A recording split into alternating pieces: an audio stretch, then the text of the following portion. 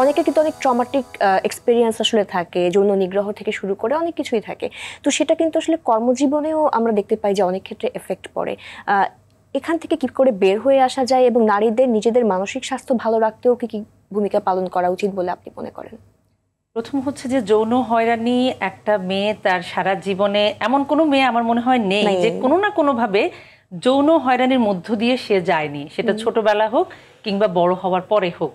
তো কর্মক্ষেত্রেও এই জিনিসগুলো মেয়েদেরকে প্রতিনিয়ত আসলে ফেস করতে হয়। সেটা হয়তো ডিরেক্ট হয় না, অনেক ক্ষেত্রে ইনডিরেক্ট অনেক ধরনের যৌন হয়রানি যেতে হয়, ভার্বালি হয়, কিংবা হচ্ছে কাজ করতে গিয়ে এমন এমন অ্যাপ্রোচের মধ্য দিয়ে তাকে যেতে হয়, হয় তাকে আসলে কাজ করতে হবে বা এই জিনিসটাকে মেনে নিয়ে এগোতে হবে অথবা কুইট করতে হবে। এটার কারণে কিন্তু অনেক মেয়ে কুইট করে জব থেকে। তো এই জায়গাটায় আমার কাছে মনে হয় যে প্রত্যেকটা প্রতিষ্ঠানে এখন এই বিষয়গুলোকে আলাদাভাবে দেখা খুব জরুরি, কারণ একটা মেয়েকে কিন্তু নানাভাবে যৌন নিপীড়নের মধ্যে দিয়ে যাওয়া লাগছে, কিংবা একটা মেয়ে তার যোগ্যতা থাকার পরেও তাকে নানাভাবে আসলে বসকে ম্যানেজ করে ও যখন ওই জায়গাটায় যেতে হবে তখন আসলে মেয়েরা পিছিয়ে যায়। একদমই তাই। তো কারণ নানা ধরনের আসলে এখানে ইঙ্গিত থাকে, নানা ধরনের বিষয় এখানে সামনে চলে আসে এবং একটা কর্মজীবী মেয়ে জানে আসলে তাকে কত কিছু ফেস করতে হয়। সো এই যৌন নিপীড়ন তার মধ্যেও কিন্তু একটা মানসিক ট্রমা আসলে তৈরি করে। মেয়েদের এখন মানসিক স্বাস্থ্যের দিকে নজর দেওয়াটা খুব জরুরি। বিশেষ করে মেয়েরা মানসিক কিংবা শারীরিক স্বাস্থ্য কোনোটার দিকে আসলে নজর দেয় না। তারা হচ্ছে সংসার আর চাকরি এই দুটো জিনিস করে যায়।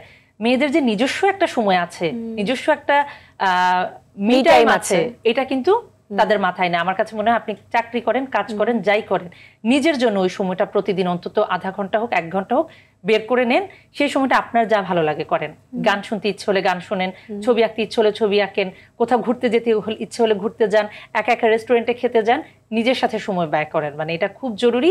তাহলে দেখবেন যে আপনার মধ্যে ক্লান্তি আসবে না, আপনাকে তখন আর ম্যানেজ করতে হবে না, তখন আসলে কাজগুলো ফ্লোতেই হয়ে যাবে।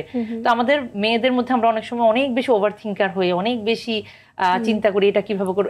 আমার কাছে মনে হয় অনেক বেশি আমরা ইনসিকিউরিটিতে ভুগি যে আমি যে জায়গাটা অ্যাচিভ করলাম সেটা আসলে আমি কতদিন ধরে রাখতে পারবো, সেটাও কিন্তু একটা ভয়ের বিষয় থাকে। হ্যাঁ, আমরা অনেক বেশি ইনসিকিউর হই মেয়েরা, এটা সত্যি, এবং ওভার থিঙ্কার হই, যার কারণে আমরা দেখা যায় যে যেটা আমি পারবো সেটা তো আমার কনফিডেন্স নেই যে আমি কি এটা পারবো।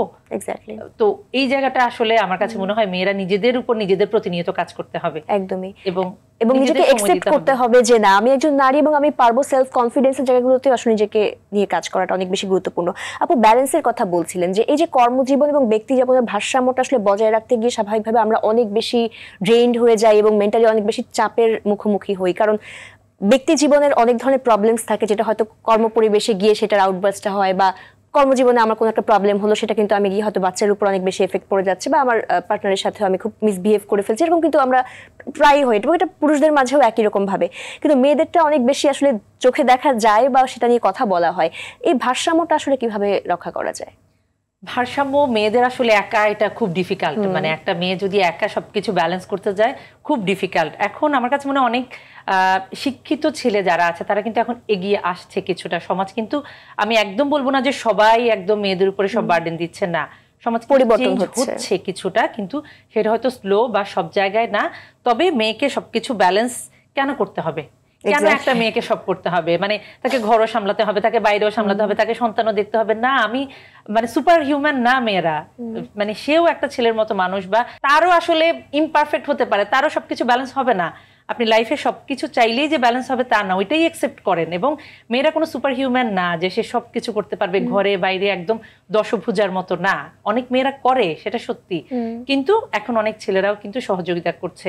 অনেক ছেলেরা ঘরের কাজে সহযোগিতা করে, ঘরের কাজে না পারলে দেখা যাচ্ছে যে মেয়েটা হয়তো ঘর সামলাচ্ছে, ছেলেটা আনুষঙ্গিক যে কাজ, আমরা সবসময় যে ঘরের কাজটাই কাজ তা না, ছেলেরা কিন্তু বাজার করছে বা বাচ্চাটাকে স্কুলে দিয়ে আসছে, কিংবা হচ্ছে যে বাচ্চার টুকটাক কেয়ার গুলো করছে, ঘরের অন্য বিষয়গুলো নজর রাখছে, সেটা এক ধরনের ব্যালেন্স হক করা।